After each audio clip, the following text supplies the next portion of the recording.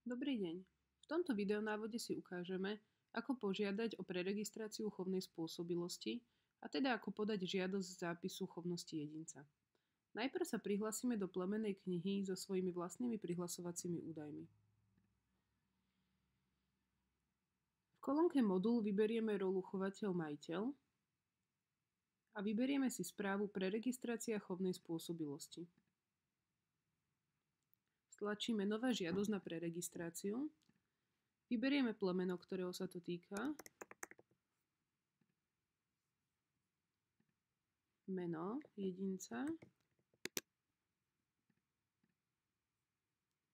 Zobrazia sa nám jeho údaje a údaje majiteľa. Môžete napísať nejakú poznámku, stlačíte Zapísať.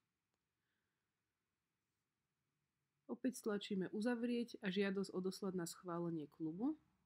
Ešte stále sa môžete vpísať nejakú poznámku a opäť stlačíme Odoslať žiadosť na schválenie klubu. Teraz to máme hotové. Stlačíme Návrat na zoznam a tu máte všetky žiadosti, ktoré ste požiadali o preregistráciu. Vidíte, v akom stave, že to máte uzavreté vy ako chovateľ.